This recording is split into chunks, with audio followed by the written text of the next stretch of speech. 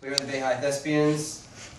The International Thespian Society is a group of high school students from across the country that are interested in theater. The International Thespian Society is also a offshoot of the Educational Theater Association, which got together with Grove Atlantic, which is a book publisher. They publish all of Samuel Beckett's works, and put together this idea, which is to celebrate Samuel Beckett's 100th birthday, the centennial of his birth, that they would encourage thespian troops from across the country to read publicly the works of Where now? Who now? When now? Unquestioning. I, say I, unbelieving. Questions, hypothesis, call them that. Keep going, going on. Call that going, call that on. Can it be that one day off it goes on, that one day I simply stayed in where, instead of going out in the old way, out to spend the day and night as far away as possible, it was... Let's go. We can't. Why not? We are waiting for Godot. Ah. Vladimir walks up and down. Can you not stay still? I'm cold. We came too soon. It's always at nightfall. But night doesn't fall. It'll fall all of a sudden, like yesterday. Then it'll be night. And we can go. And then it'll be day again. Pause, despairing. Oh, what will we do? What will we do? Halting violently. Will you stop whining? I've had about my belly full of your lamentations. I'm going. Seeing Lucky's hat. Well. Farewell. Lucky's hat. He goes towards it. They say I suffer. Perhaps they're right. And I'd feel better if I did this, said that. If my body stirred, if my head understood, if they went silent and departed, perhaps they're right. How would I know about these things? How would I understand what they're talking about? I'll never stir, never speak. They'll never go silent, never depart. They'll never catch me, never stop trying. That's that. I'm listening.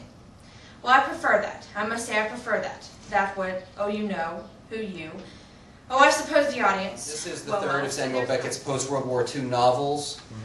The Unnameable features a narrator who is essentially bodiless, or at least his being has been reduced to the immaterial state of pure consciousness, and hence not a nameable being or character.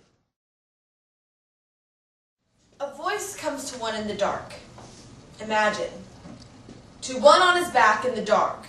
This he can tell by the pressure on his hind parts, and by how the dark changes when he shuts his eyes, and again when he opens them again. Only a small part of what is said can be verified. As, for example, when he hears, "You are on your back in the dark," then he must acknowledge the truth of what is said. But by far the greater part of what is said cannot be verified. Not that I have told you all I know, for I have not, being now a good-natured man, and of good will, what is more, and indulgent towards the dreams of middle age, which were my dreams, just as Vincent did not tell me all, nor Walter Erskine, nor the others, for here we all seem to end by being good-natured men, and of good will and indulgent toward the dreams of middle age, which were our dreams, whatever may escape us now, and then in a way of bitter...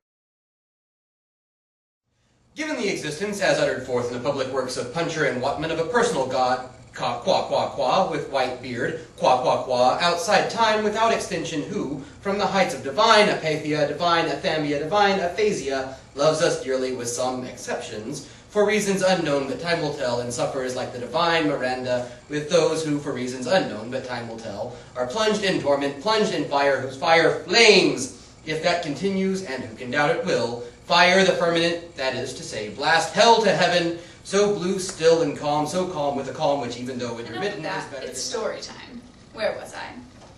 The man came crawling towards me on his belly, pale, wonderfully pale, and thin.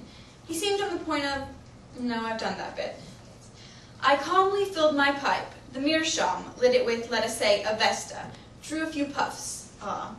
Well, what is it you want? It was an extraordinarily bitter day, I remember, 0 by the thermometer. But considering it was Christmas Eve, there was nothing extraordinary about that.